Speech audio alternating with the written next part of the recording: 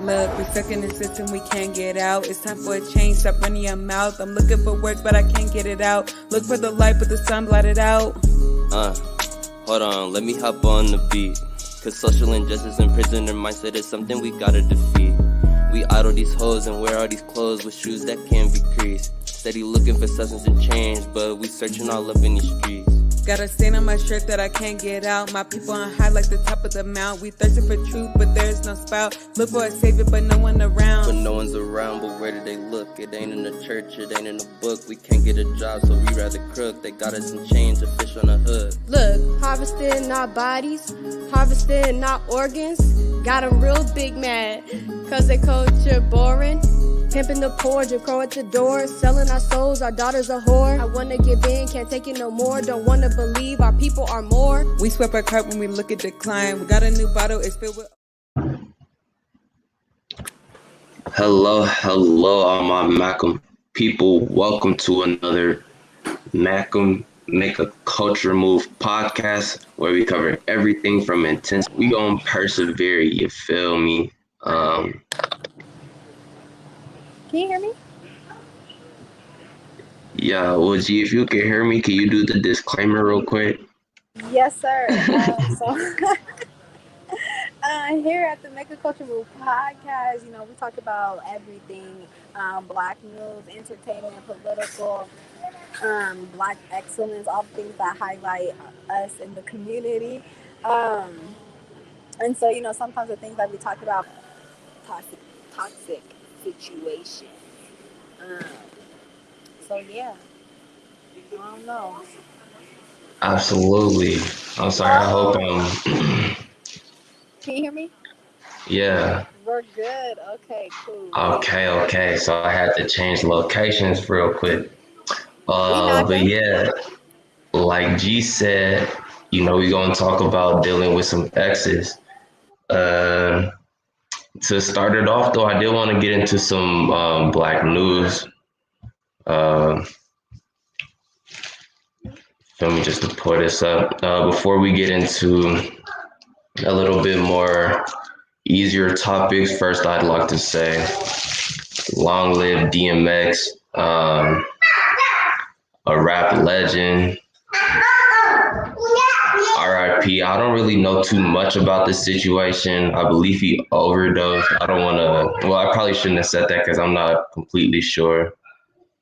But He did. He OD, and that's what put him in the hospital. He was in. And it was a heart attack, right?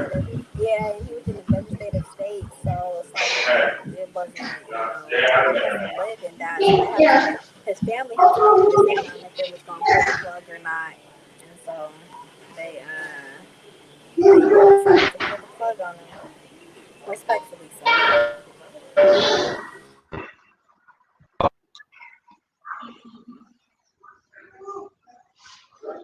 I don't know why my connection is tricky, y'all. I apologize. But yes, RIP DMX. Hopefully I'm clear to y'all. I hope I am. But getting into some more Black news. I don't know why.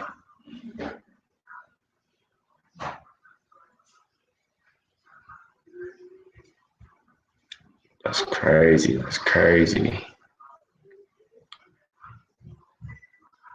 Please bear with our technical difficulties. I apologize.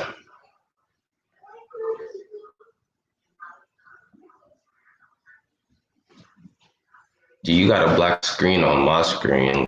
Can you let me know if I'm good to go?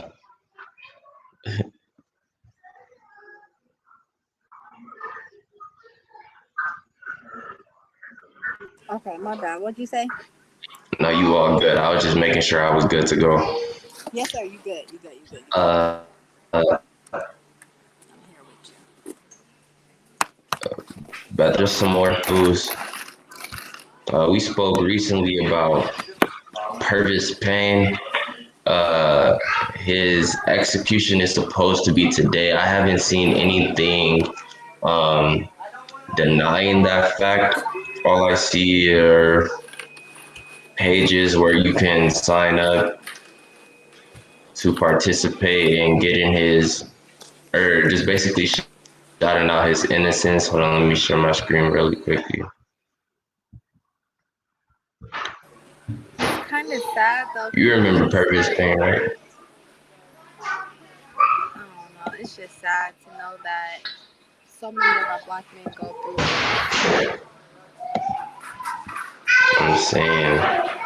So this is the Join Pervis Payne's Fight for Justice. You can add your name for the petition. I don't know why mine isn't showing up, but yeah. Just to read this, so Pervis Payne has maintained his innocence for more than 30 years, yet despite having no prior criminal record and living with an intellectual disability, he had an execution date for December 2nd, 2020 in Tennessee and was given a temporary reprieve until April 9th, 2020. So on January 19th, DNA testing of crime scenes evidence results are consistent with Pervis Payne's longstanding claim of innocence. According to his legal team, male DNA from an unknown third party was found on key evidence, including the murder weapon, but unfortunately it was too degraded to identify an alternate suspect via FBI's database. So, boom, long story short, you feel me? That basically said that they know there was a third party, and the fact of that knowledge kind of backs up what Pervis Payne was saying 30 years ago, but it doesn't look like it's enough to make a specific claim, if that's their correct usage. I mean, if I said that correctly is what I meant to say. But oh yeah, he's supposed to be executed today. I haven't seen anything that denies that fact, anything of the sort. But yes, his execution is supposed to go in today, unfortunately. And I'm not seeing anything that denies that. It's not fair though, you know, because especially with Pervis Payne's case, like it was the evidence that proved that he was innocent. And the evidence was the no evidence. So, and it's ridiculous to think, just imagine how many of our black men go through this type of struggle of just being accused of something because they fit the description and have to spend the rest of their lives in jail for something they didn't do. And have to become whole new people just to survive being in jail.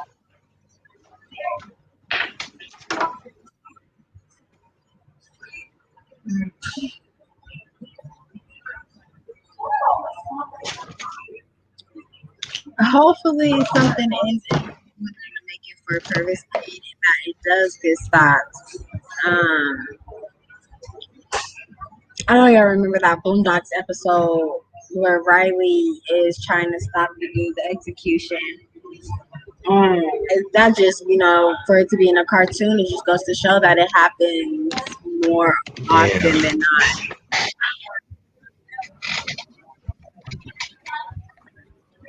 Mark in the building.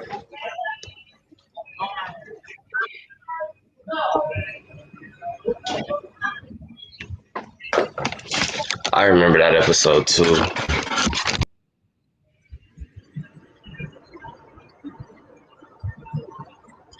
So I don't know what happened to Mark, but as I can see him.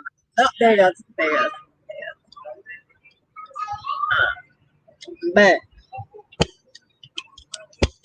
that's why we really got to get more black people though into the criminal justice system. We need to have people like us fighting for us. Period. Just period. We need to have people who look like us fighting for us. And the more us we see in the criminal justice system, maybe the more things will go in our favor.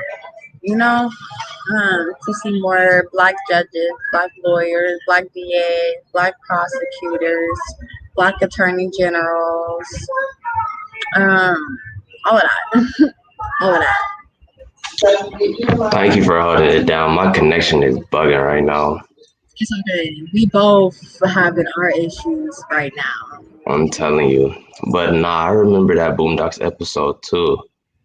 I'm a huge Boondocks fan, and although that was a cartoon or whatever, it's actually real realistic. You feel me? And stuff that we deal with today. Evidently, Pervis Payne, you feel me? 30 years ago, this man has been in prison for 30 years, maintained his story, and now there's evidence that backs up his story. Still possibly going through his execution. That's crazy. And to be killed is something that you're innocent of. I could only imagine To what be that's killed, like. that's the thing. To be killed, to be murdered. It's like he's been waiting his whole life just to get murdered. Absolutely. That's just crazy. That. I can't even fathom that. Like he's been waiting his whole life just to sit it in jail, just waiting to be killed. Waiting to be murdered. Like, mm-mm. That's crazy for sure. But on a lighter subject, some more black news. We have a 21-year-old black man that built a charter school for young black boys in Georgia. So let me go ahead and share this real quick. Just some of my initial thoughts, you feel me? Like we have a lot of HBCUs, but it would be dope to see black colleges, or not black colleges, black high schools, middle schools, junior education, ECEs, that type of thing, all across the country, instead of just having my fault. Instead of just having the colleges and universities that are dope in themselves, but starting them off young in that black culture would be dope. But jumping into the article, so this is based in Georgia. So King Randall, a 21-year-old who founded a youth organization called the X for Boys, is opening up a new school in Albany, Georgia called the New Life Preparatory School for the Boys that aim to help more young black boys in the community reach their full potential. 2 years ago, Randall was just 19 years old when he started the X for Boys, which provides a safe space for teenage boys aged 11 through 17. The organization has since hosted different workshops on skills such as welding, automotive repair, and construction, as well as cooking. So just off of that, I mean, that's already dope for me. He's teaching stuff like regular school doesn't teach. Like the school I went to, I was taking algebra 2 my 10th grade year and then taking AB calculus my senior year. And it would have been really dope to learn welding. I pretty much knew how to cook, but construction and the automotive repair would have been dope to learn. What you think about that, G?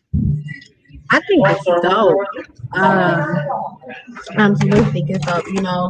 We need, especially, we have a lot of black boys that grow up without their fathers or just any male role model influence in general. And so for it to be a black school opened by a young black male, the possibilities and the lives that he's going to change with that is going to be amazing. Like, I applaud him tremendously because it's just a beautiful thing to see. And we need for our young black boys to have positive role models in their lives. And your teachers are important. It's important to have black teachers, especially male black teachers. So I love it. Absolutely. And just to read a little bit more, so they also organize field trips and a book club which significantly improved the ability of some children who didn't know how to read to an 86% reading comprehension rate. Snap for that, the whole time. Absolutely. I don't lie to you, he's doing big things. And again, that's in Albany, Georgia. I'm all for building. I'm saying that's what I hear every time. But yeah, shout out to him. If we could keep up that culture throughout high school, middle school, that whole nine, that would be really dope. Make it more inclined and wanting to go to HBCU. Right. Absolutely. But now that will lead us to our discussion time. Right, all right. So if you guys aren't following all of our platforms, we have another facilitator in Elijah Huff, and he leads this coming of age segment where he basically just talks to the youth from 14 to about 30, just on the issues that we face as a culture and a community, and then not only bringing up the problems, but bringing up solutions as well. A great activist. He has his own brand and Eastern Visions, so definitely tap into that as well. But yeah, this recent segment, which was Wednesday, we talked about dealing with exes, or as G said earlier, escaping exes. I kind of like that a lot better. So, what's your initial thoughts on just the whole idea of escaping exes? You gotta escape a lot of things when you break up with somebody. The emotional tie, the spiritual tie, but the hardest thing to break is that sexual tie. I feel like the sexual tie be hard to break because. You ain't So lying. I have a question, and I just don't know how you feel about this. But do you think good sex is what holds?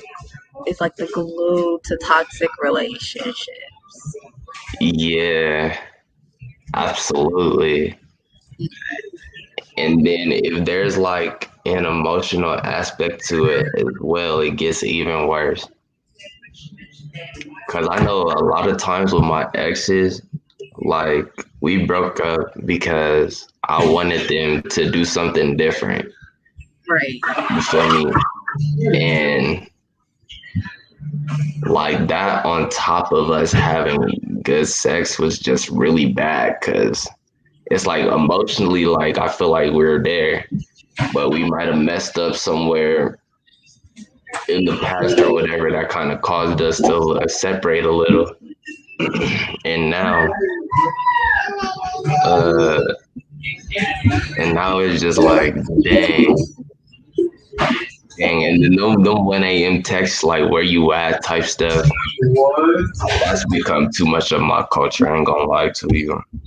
Let me type the question so our viewers can tap in and answer too. But I absolutely think that good sex is like the glue that holds toxic relationships together.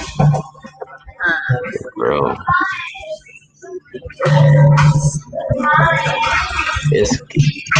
Have you ever gotten them late night text messages and you just already know, like, wow. And now you thinking it to yourself, like, dang, should I go over there? Should I not? Should I not? I mean, do I miss him? Do I not? That type of stuff is horrible. Man, it is though, because it's just like that this person can give you everything that you're looking for sexually. You don't even have to question it, and that's I think a scary part of walking into a new relationship is, can this person satisfy me sexually? Everything else is gonna come. And we talk about all the time often is that once you lose your virginity, you see life through the lens of sex. Mm-hmm. So that just becomes a benefiting factor. Like when stepping into those new relationships, it's one of those, I would say, top priority questions that comes to mind is, can this person satisfy me sexually? And then, okay, so here's another question. If they can, what do you do? Well, that's definitely a good question. Because especially if you know, like, the person that's you're toxic with or whatever uh, can satisfy you sexually, and then the person that you like now isn't satisfying you sexually, it's like dang, like how do I? And then I hate being compared. That's another thing. So I try not to do it to other people as well. So it's weird to go about it. I don't know. I think it's, if anything, it's explaining and expressing your interest. Like, what did that other person do that he or she isn't doing? But that's always hard to really come out with. Okay, so you bring up another good point. So with that not comparing, that's highly important. I try not to compare also. And so with one of my shows that I watch, Sisters, one of the girls' exes starts dating one of the other girls' assistant, but they don't know about it, and they find out in an awkward way. But the whole time the dude is dealing with the assistant, she's like, "This is a no X zone. This is a no X zone. You don't talk about exes here. You feel me? Just period." And so when the situation happens and they run into each other, now it's kind of different, right? Because she's like, and how it happened was he had accidentally ended up, doing the nasty with his ex about maybe an hour before. An hour before what? Yeah, an hour before they all had all met up in the grocery store on accident. Her dude and the assistant was together, and then girl and the homegirls was together at the grocery store. And so he was like, "I'm not dealing with this. I don't want to talk about this. I don't want to talk about you. Then I don't want to talk about this in the grocery store." But then when they talked about it in the car, you know, how the girl felt, Karen, she was like, because she said there was never no names. I did not know that you were his ex. Because you feel me, they had just started been hanging out with each other and everything. So on the girls' end, it was kind of awkward. But so Karen felt like, what kind of relationship did we have if I'm just an ex? You never even had the audacity to mention my name. So how do you not compare and move forward with somebody new and not mention anything from your previous relationship? I feel you. I don't know. That's real weird. Like, because I don't know how you accidentally have sex with anybody, for one. Tripped and fell? And then, yeah, something. I don't know. I ain't never been in that situation. But I don't know. That's weird. That's really Like, I weird. don't. Do you think it's possible to have a no X zone relationship? I mean, I'm gonna say yes. Uh, Simply because anybody before me don't really matter unless you're still rocking with them. You feel me? So as far as having a no X zone, I feel like that's completely possible. Man, that's probably one of the reasons why I stopped talking to this girl I really liked, because she was like literally like friends with her exes, and that bothers me because like I don't know, that just bothers me. Like I don't like any of my Okay, so you exes. bring up another good question before we get to this next one. Can you be with somebody who still has a friendship with their ex? um, I'm gonna say no. I'm gonna say no, and then, but ultimately, I feel like it depends on their relationship beforehand. but I'm gonna say no. Respect that. You Uh, feel me? I don't know. It definitely depends on like their relationship before, but my mindset is always is if she can take him from me, he was never mine, so she can have him. So if there is something going on, you feel me? I'd rather know so that I can go ahead and put my shoes on and walk. But if they're just friends and that's, clear and obvious in their relationship in the past, dictates that as well. I don't know. It just maybe would depend on where I'm at in life if I would be okay. I feel you. Maybe I'm just a little too traumatized to deal with that type of stuff. Like I ain't gonna lie to you. Like I'm not gonna, Who hurt you? Because I should have bro. talked to her. I should have I'm telling you. I'm telling you, she won't pop out. I've been trying to get her talked to. She won't pop out. But bruh, I don't know. It's just like, cause I was never really the insecure type until like it happened, and now it's just like I don't know, cause I could trust you. You feel me? Cause I expect you to trust me. But like I've had, man, these females are advancing by the day, boy. I'll try to tell you, they will look you in your eyes and tell you lies. They are advancing by the day, I'm telling you.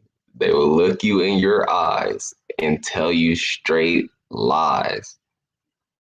I'm trying to tell you. I'm I trying don't to know if tell you you. could be And laughing, another thing is, but because Mark's gonna bring his PTSD it's is kicking in. fact. We're gonna jump to the next question. What exactly makes I'll relationships tell you. with your exes toxic?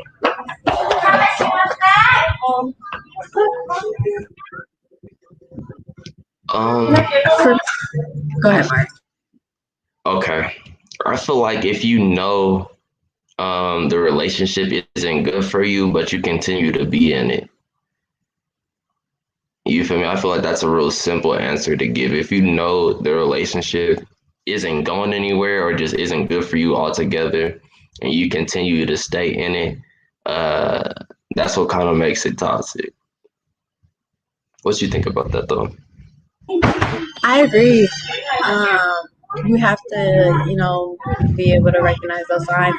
At the same time, it's not having a love for yourself. Because once you love yourself, there's things you're just not even going to deal with. And once you do establish that foundation of love for yourself, you're going to be able to recognize red signs because now things are going to become aware to you like, oh, I don't like when you do that. I don't like this. I don't like that. Like, hold up. Has it always been like this? And things start to become relevant to you. So I just think it's easy to get caught up in a toxic relationship when you're having a hard time with yourself. I don't even want to say like you're not loving yourself, but sometimes we get caught in. And I'm not saying everybody. I'm gonna speak for myself. I speak for G. Okay.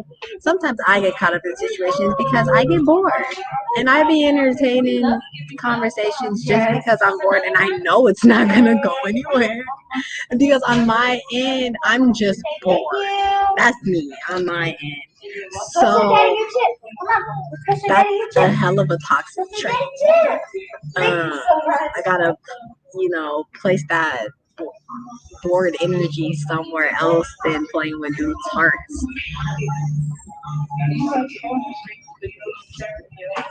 Cause it sure do be a lot of y'all. I ain't gonna lie to you. It sure do be a lot of y'all. But you definitely brought up a valid point. Recognizing those red flags and then not really doing nothing to remove yourself from the situation. You feel me? So there's even been times where I recognized it before I even started trying to date a girl and still And jumped into still, it. But nah, I think you do gotta kind of know the history of somebody in their relationship, their past relationship, because not saying that y'all's relationship is gonna go the same way, but it can kind of tell you like, where did the red flags come from you or did it come from the ex? You know, like just kind of having a clear resume of the relationships that a person has been in. Not all of them, but like the ones that have kind of shaped them, the major heartbreaks, because those are hard to get over, or the ones that you feel me, y'all were dope together, but y'all just knew y'all weren't good together, so y'all did end up just being friends. Um, I don't know. I just think it's, but at the same time, there be times where it's like, I don't want to know. I don't even care. I don't care about what was going on between you and your ex because I'm a completely different person. And I don't even need you to look at me the same way that you looked at them. So it's a lot that kind of goes into it. But I think that's where communication is key. It's just important to sit, if you're pushing to want to be in a relationship with somebody, I need to sit down and talk about what it is that y'all both bring to the table and what y'all can do to make sure that this relationship is prosperous. And people just jump into relationships and think that it's going to be the cupcake stage forever. And a person like me, I hate the cupcake stage. 100%, 300%. I absolutely, positively hate the cupcake stage. It's so fake. It's just so fake. I need the nit and gritty, raw and dirty of what it's gonna look like if we may possibly be with each other on a yearly, lifely, forever type of time basis. I don't wanna that where you pretend to not notice when I do something, or you hold your tongue when I do something you don't like. I don't like all that shit. I don't like all of that. I want to be raw and upfront from the jump. And it's like, a lot of dudes say they hate when they take a girl out and all she orders is salad and the water. Never, when I ever been on a date, am I just going to order a salad. I'm going to need you to know from jump, day one, date number one, I eat. And we going to be eating. I'm not a salad and water type of girl. So I feel like the more raw and authentic you start off in a relationship, the easier it'll be to, communicate with each other. If you just start off faking it just because you're attracted to somebody, how long is that gonna last? I feel that. And I've definitely been one of those, you feel me, had to fake a little something just to get with somebody. But it was mostly my age, bro, because I rocked with a lot of older girls. So it wasn't really nothing about me specifically other than the fact of my age. But jumping into this next question, you feel me? Are friends with benefits considered toxic?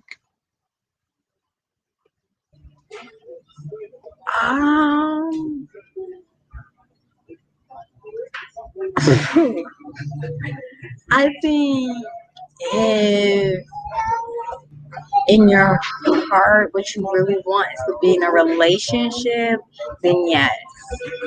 But I think if that's not your goal, that's not your want, your desire, then no.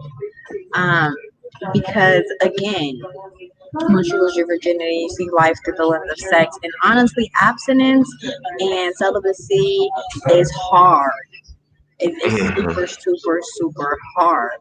So, a alternative, I guess, to that is the FWBs. If you can have one solid one, where it's every now and then, Okay. no strings attached, we can get it on. Okay, so I got a question, you feel me? Because, on this podcast, we've talked a lot about soul ties and how even if initially you started out, okay, I'm cool, you cool, we gonna do what we do type of thing. And then I know I've seen it become more like almost every time. Like almost every time. Like it's always one sided, or not always one sided, but one person will always catch. Okay, so yeah, the comment kind of, so in some cases, yes, because people catch feelings and then get jealous, and the other friends with benefits world around unfolds. Mm-hmm. So I believe that 100, because it might start out Mm-hmm. as, okay, we cool, we gonna do what we do. But as soon as, like, so, okay, I'll just use a personal example. As soon as a girl like thinks like, okay, we're starting to become more as friends, and then I put the brake on things like, hold on, friends with benefits, like what happened? And it's almost like they thinking we on the same page when we're in different books type of thing. And then it becomes toxic Mm-hmm. because you want to keep having the benefits, but now But one not party wants the relationship. exactly. Um, You feel me? I mean, because it is hard when somebody catches them, but I think that's where communication comes in. You have to be open to communication in all areas because the more comfortable you are with communicating your feelings, the easier things can go. If you feel yourself and you recognize that you're catching feelings, because we have people, we know when we're catching feelings, we know when we're falling. So if you're realizing that, you need to be able to sit this person down and be like, hey, look, I fucked up. I'm starting to catch feelings. I know that's not the arrangement or the agreement, but it's what's happening. Certain things you cannot control. So then that's when you got to deal with what you can control. So I'm letting you know this. I need to know how you feel. Are you catching feelings? Are you not? And if you're not, let me know that. And now I gotta step back. Now we gotta end this Yeah, because it's not fair to me if we continue this. But if you know you're catching feelings and you refuse to even give the person the opportunity to give you a response or an action to that, you know, one, it's not fair to them because they're like, damn, I thought we was friends with benefits. Everything was, I thought we was cool. man. When really you was catching feelings and you're staying in it makes it toxic because now the opposite party don't got feelings, but you do. And the more that y'all have sex together, the more feelings you're gonna get. Period. It's yeah, The more feelings yeah. you're gonna get. So I thought once you notice that you're falling, you gotta be grown enough to It have that requires. conversation. Having sex is an adult game, period. Mm-hmm, It's for grown folks. So if you can't mm-hmm. be grown enough to sit down and have that conversation and say, look, I understand what our agreement was, what our arrangement was, but I'm starting to fall for you on a deeper level. And I need to know, do you feel the same or do you not? If you do, then let's figure this out. If you don't, respect. I respect it because that wasn't the agreement. And now I'm gonna go ahead and fall back to keep things peaceful and level between us. Absolutely, you preaching to the choir for sure. And yeah, I definitely like what you said. It requires a level of maturity to have friends with benefits. Cause you gotta know it's almost inevitable. Like one party is gonna start catching feelings. If it's good, you feel me? If it's not, then you won't even probably have this conversation at all. But if y'all are doing good or whatever, it's almost inevitable. And you can see it early if she asking you who you talking to, um, tripping where you at type of stuff. That's when you need to be like, hold on, like You don't have that jurisdiction. I'm trying to tell you, like, sweetheart. But in Yeah. these final moments, you gotta pump your brakes. I got another question just before we end off, you feel me? And it's kind of related to Huff's last question is when and why should you block an ex on social media? See, Um, I'm Heard not you. blocking my uh, one because you the thing with like Facebook specifically, you can unfollow somebody where you're still friends with them on Facebook, but none of their stuff pops up. Um, or you can just unfriend them. So just unfriend somebody. Like, yeah, I don't know. With blocking, I just really feel like it gives the other person power, and I want my exes to see that I'm living my best life. Almost all my exes have kids. You know how thankful to God I am that these dudes are my exes. Like my first boyfriend, y'all. I swear this man was the love of my life. But the older I get, I'm like, it wasn't really like that. I was just young. But he got 2 kids now, and I already know if we would have rekindled, I'd have like 4. So I thank God that No, my man. exes are just that in the past. Like I, because I'm like, I would be so mad at myself if any of them dudes was my baby dad, and that's what it would be. Because I wouldn't want to marry none of them dudes. And I think that's another thing is that when you're in a relationship with somebody and it clicks to you that this is not who I would want to spend my life with, because you do think about that type of stuff. It just comes to mind. So if when it comes to mind and you can't imagine it, that's when you need to step out. Because if you stay in that, that's going to create a toxic relationship because now you're going to pinpoint all the things that you really don't like about this person. And it's going to start to show. So it's like you can't stay in relationships. Like really, you just really got to visualize with somebody. Can I spend the rest of my life with you? If you ask me, because I'm the type of woman, I'm old school. I don't even believe in that females getting down on one knee and asking a man to marry her. The hell, what? Like, what? But you feel me? I really have to ask myself the question: like, if this man were to ask me to marry him, would I say yes? Because I am that female. I will say no to you. I promise you. I do not want no dude to propose to me in front of his family, in front of no public scene. Please do it in private. Because if I say no, it's gonna hurt your feelings. It's gonna hurt your feelings. And if I'm not ready, I'm saying no. I don't give a damn. Beautiful ring, great relationship, or anything. You have to be ready for marriage. And it's what you have to be ready to truly commit yourself to one person for the rest of your life. Have kids with this person. Is this somebody's family you want to marry? You got to think about all these things when in a relationship because you're going to marry into the family.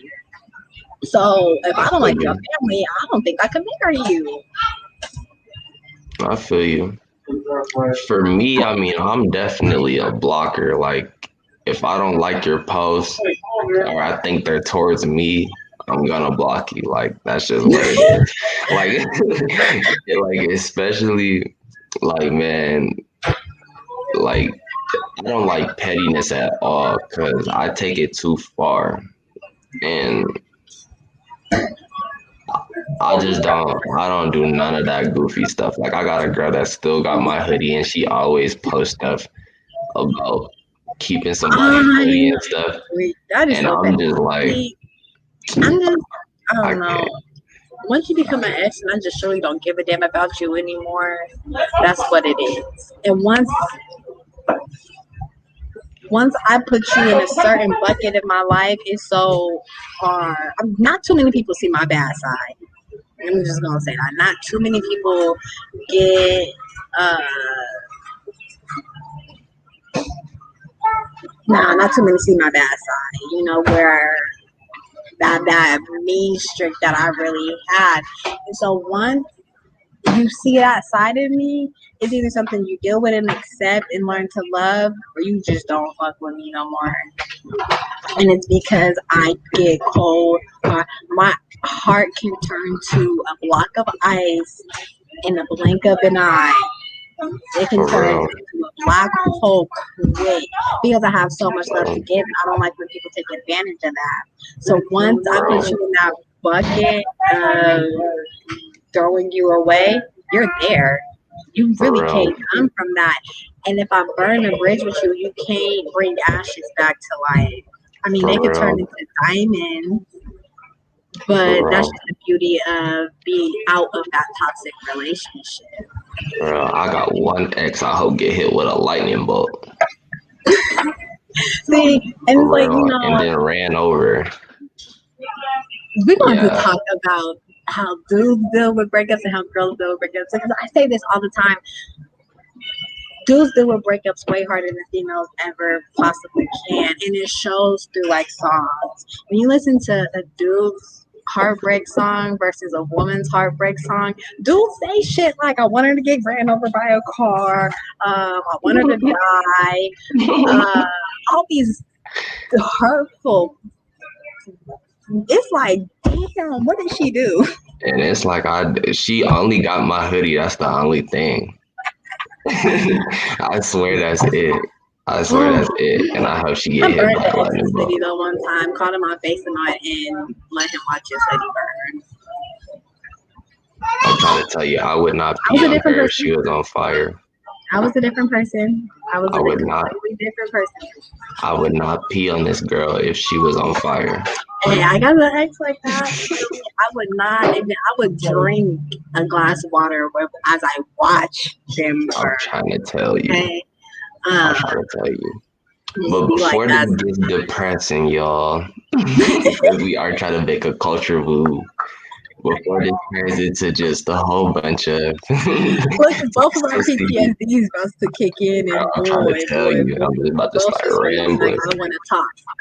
I Yeah, just want to talk. You know, with the literally, beamer in my hand, but I just want to literally, talk. literally, and I can fight your brothers too, along with you. I do not care. Yeah. But again, See, we're and trying to leave that. I We're don't even trying to like leave talking that. to dudes that have sisters. I really don't. I don't even like Oh, talking to dudes that have sisters because I am a sister and I know how we operate. For real, So, I ain't scared of nobody's brother. oh my God. I could respect the dude who respects that my brother thinks he's my dad, because my brother's gonna tell whoever I end up with that he wants to body up, and if you tell him no, you can't be my dude. I'm sorry, my brother's gonna want to body up just to see if you're with the shits, and if you say no, it ain't gonna work. Oh, we. It's my sad truth. But this one concludes today's podcast.